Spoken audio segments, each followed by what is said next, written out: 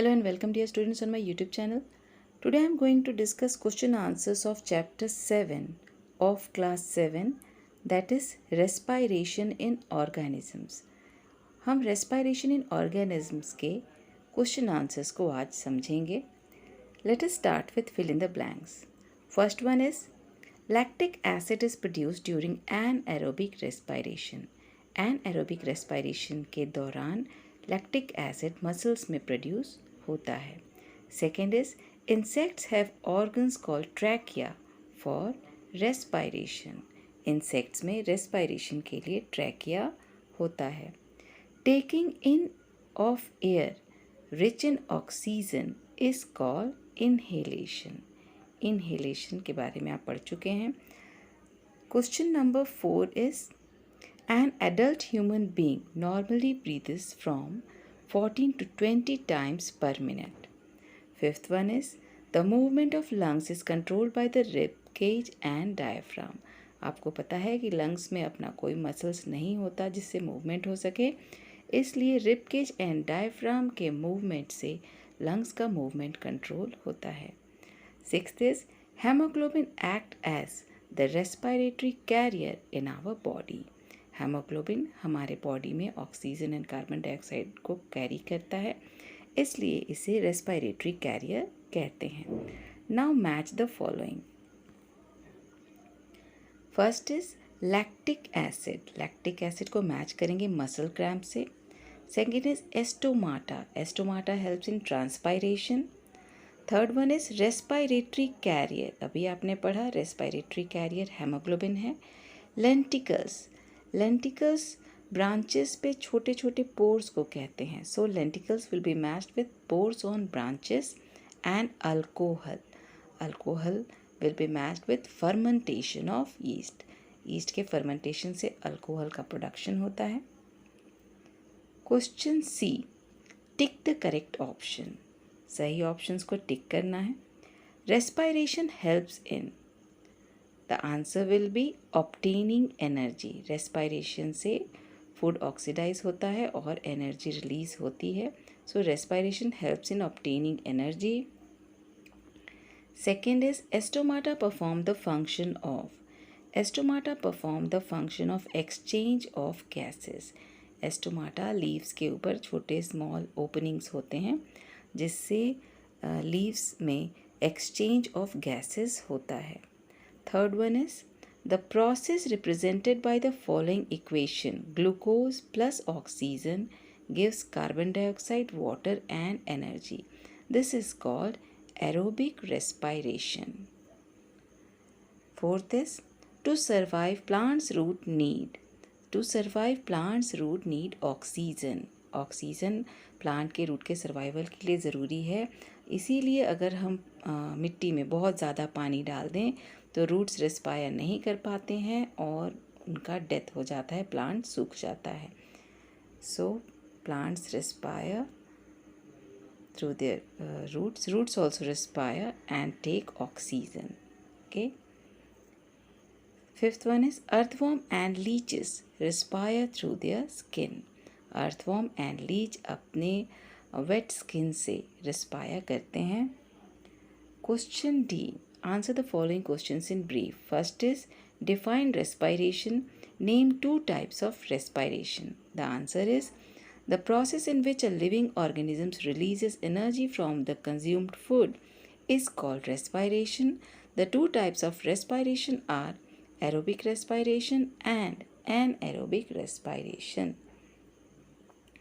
Second is name the respiratory organ of the following. यहाँ crab, man, leech and insect के आपको respiratory organ बताने हैं. So the answer is crab का respiratory organ है gills, man का lungs, leech का रेस्पिरेटरी ऑर्गन है स्किन और इंसेक्ट्स के रेस्पिरेटरी ऑर्गन होते हैं ट्रैकिया.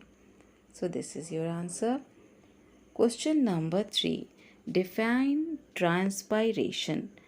आपको ट्रांसपायरेशन का डेफिनेशन लिखना है. The answer is in plants the loss of water, the loss of access water which takes place through open stomata is called transpiration. Question 4 is define the term breathing rate. Breathing rate का define करना है आपको। The answer is the number of times a person breathes per minute is termed as breathing rate. 1 minute में कोई भी व्यक्ति कितनी बार सांस लेता है, इसे हम ब्रीदिंग रेट कहते हैं। Name the body organ which help lungs during the process of breathing. उस बॉडी ऑर्गन का नाम बताना है जो लंग्स का हेल्प करते हैं ब्रीदिंग के प्रोसेस में।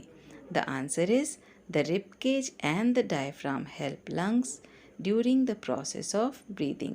इनके मूवमेंट के कारण लंग्स मूव करता है और रेस्पायरेशन में ये हेल्प करते हैं। Question number 6, why do we need to breathe out carbon dioxide. हमें कार्बन डाइऑक्साइड को ब्रीद आउट बाहर क्यों निकाल देना चाहिए। The answer is we need to breathe out carbon dioxide because high levels of carbon dioxide in the body can be toxic.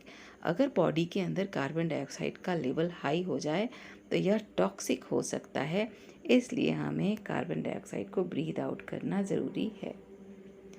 Now, long answer questions. Why do we get muscle cramps after heavy exercise? Heavy exercises के बाद muscles में दर्द क्यों होता है? The answer is due to an anaerobic respiration in muscles, lactic acid is produced and accumulated in muscles which causes muscle cramps. आप पढ़ चुके हैं कि muscles anaerobic respiration करने में सक्षम हैं और ऐसा ही होता है जब हैवी एक्सरसाइजेस की जाती हैं, ऑक्सीजन का रिक्वायरमेंट पूरा नहीं हो पाता है तो उस समय मसल्स में एनाएरोबिक रेस्पिरेशन होता है। इस दौरान लैक्टिक एसिड प्रोड्यूस होता है जो मसल्स में जमा हो जाता है, जिसके कारण मसल क्रैम्प्स होते हैं। Why does a potted plant die when over water. कोई पॉट में लगाया हुआ प्लांट अगर बहुत ज़्यादा पानी डाल दें तो वह क्यों सूख जाता है। The answer is the roots of plant also need oxygen to survive. Plants के रूट को भी ऑक्सीजन की ज़रूरत होती है सर्वाइव करने के लिए। They take in air from the spaces present between the soil particles. और वे यह हवा जो सॉयल पार्टिकल्स, मिट्टी में जो हवा घुसने की जगह होती है, उससे ये हवा लेते हैं। When a plant is overwatered, they cannot breathe and hence die. और जब प्लांट में बहुत ज़्यादा पानी डाल दिया जाता है तो मिट्टी के बीच का यह गैप पानी से भर जाता है, जिसके कारण प्लांट्स ब्रीथ नहीं कर पाते हैं और सूख जाते हैं। Question 3, where are stomata found in a plant. Stomata plant में कहाँ पाया जाता है। State their function. इनका फंक्शन भी बताना है। The answer is In a plant, stomata are found on the surface of their leaves. Plants में लीफ के सरफेस पर, ऊपरी सतह पर एस्टोमाटा पाए जाते हैं। उनका फंक्शन क्या है। उनका फंक्शन है they help in exchange of carbon dioxide and oxygen gases. ये carbon dioxide and oxygen gases के एक्सचेंज में हेल्प करते हैं और they help in the process of transpiration, और ये ट्रांसपायरेशन में भी हेल्प करते हैं। ट्रांसपायरेशन के दौरान प्लांट्स एक्सेस वाटर अपने से बाहर निकाल देते हैं। Question number 4, how is oxygen transported from lungs to other parts of the body. Lungs से शरीर के अन्य भागों तक ऑक्सीजन कैसे ट्रांसपोर्ट होता है। The answer is the blood while passing through the lung picks up oxygen with the help of haemoglobin. जब ब्लड हमारे लंग्स के पास से पास होता है तो हेमोग्लोबिन की मदद से वह वहाँ से ऑक्सीजन ले लेता है। उसके बाद यह हेमोग्लोबिन शरीर के अन्य भागों तक ऑक्सीजन को ट्रांसपोर्ट कर देता है। Hemoglobin transport oxygen to different parts of the body. Fifth question is draw a neat well labelled diagram of human respiratory system. आप ये डायग्राम देख रहे हैं, इसे आप आसानी से बना सकते हैं। Question number 6. Describe an activity to show that exhaled air contains carbon dioxide. आपको एक एक्टिविटी बतानी है जिसमें आपको बताना है कि जो एक्सहेल किया हुआ एयर है उसमें कार्बन डाइऑक्साइड होता है। यहाँ एक्सहेल्ड की स्पेलिंग गलत है, उसको आप करेक्ट कर लीजिएगा। The answer is The activity to show that exhaled air contains carbon dioxide is as follows. नीचे है. It is take a drinking straw and a test tube containing freshly prepared lime water. एक drinking straw जिससे कि आप juice वगैरह पीते हैं वैसा स्ट्रॉ ले लेना है और फ्रेशली प्रिपेयर्ड लाइम वाटर यानी कि अगर पानी में चूने को रात भर घोल के छोड़ दें तो उससे जो बना हुआ लाइम वाटर होता है उसलिए फ्रेशली प्रिपेयर्ड लाइम वाटर कहते हैं. उसे आपको एक टेस्ट ट्यूब में ले लेना है और उसके बाद स्ट्रॉ से उसमें फूंक मारनी है. स्ट्रॉ से आपको फूंक मारनी है जिससे जो आप एक्सहेल करते हैं, जो हवा आपके अंदर से सांस के द्वारा बाहर आती है वह उसमें जाकर घुल जाती है और तब आप देखेंगे कि लाइम वाटर टर्न्स मिल्की यानी लाइम वाटर दूधिया हो जाता है, जो यह बताता है कि एक्सहेल्ड एयर में कार्बन डाइऑक्साइड होता है. तो आप इसे कैसे लिखेंगे? Take a drinking straw and a test tube containing freshly prepared lime water. Place one end of the straw in the lime water and blow the exhaled air gently at the other end of the straw. We observe that the lime water turns milky. It is due to the presence of carbon dioxide in exhaled air. Lime water का milky हो जाना यह बताता है कि जो हवा हम सांस के द्वारा बाहर निकालते हैं उसमें कार्बन डाइऑक्साइड होता है. Question number 7. Describe the changes that takes place 1. Around the rib cage, 2. Diaphragm and 3. Chest cavity during inspiration. जब हम सांस अंदर लेते हैं तो उस समय रिब केज, डायफ्राम और चेस्ट कैविटी में क्या चेंजेस आते हैं और इन चेंजेस का क्या इफ़ेक्ट होता है उसको यहाँ स्टेट करना है, लिखना है. State the effect of these changes. The answer is During inspiration, the muscles around the rib cage contract. Rib cage 2 बार हो गया है, आप उसको सही कर लेंगे. इंस्पायरेशन के समय रिब केज का मसल्स कंट्रैक्ट होता है. Lifting the ribs upward and outward, जिससे कि रिब्स ऊपर की तरफ और बाहर की तरफ हो जाता है. And lowering the dome of diaphragm, और डायफ्राम नीचे की तरफ हो जाता है until forms a nearly flat sheet.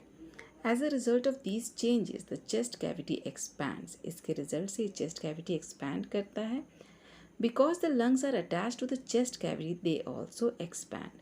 उसके साथ साथ lungs भी expand करते हैं क्योंकि वो chest cavity से ही attached होते हैं. Due to this enlargement of lungs, air pressure inside the lungs falls below the pressure of air outside the body. ऐसा होने से लंग्स के अंदर का एयर प्रेशर बाहर के एयर प्रेशर की अपेक्षा कम हो जाता है. This creates a partial vacuum, और इसके कारण एक वैक्यूम क्रिएट होता है. So the air from outside the body rashes into the lungs, और उस समय बाहर की हवा अंदर की तरफ हमारे लंग्स में जाती है. इस तरह से हम इनहेल करते हैं. आई होप आपको समझ में आया होगा. Now value based question. Here is the short story. यहाँ शॉर्ट स्टोरी है आपके वैल्यू बेस्ड क्वेश्चन की. It was time for the 400 metre race in the annual athlete meet of the school. Annual athlete meet में 400 metre race का time था. Shweta, who was tipped to win the race, maintained a clear lead over others about 30 meter from the finishing line. Shweta जो कि race को जीतना चाहती थी, अभी वो फिनिशिंग लाइन से 30 मीटर दूर थी. सबसे आगे थी लेकिन फिनिशिंग लाइन से 30 मीटर दूर थी. She then felt cramps in her legs but did not give up. तभी उसके पैरों के मसल्स में दर्द होने लगा, लेकिन उसने हिम्मत नहीं हारी. She quickly took some deep and fast breaths, और उसने जल्दी जल्दी कुछ डीप ब्रेथ्स लिए, सांस ली. एंड कंटिन्यूड रनिंग, और उसके बाद दौड़ती रही. Her presence of mind, determination, courage and positive attitude helped her to just manage to win the race. उनके presence of mind, determination, courage and positive attitude के कारण उन्होंने रेस जीत लिया.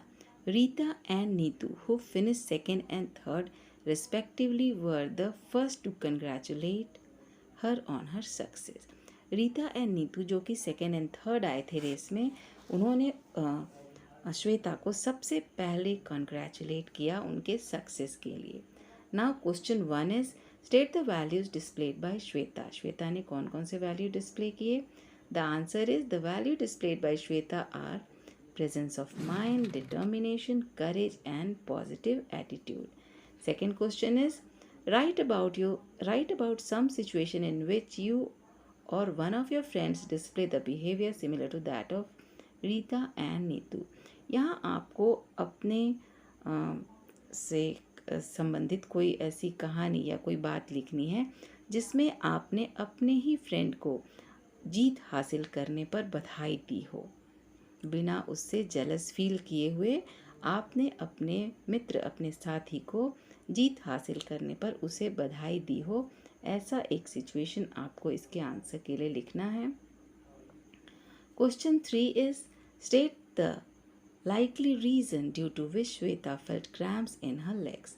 आपको वह कारण बताना है जिसके कारण श्वेता के पैरों में दर्द हुआ होगा.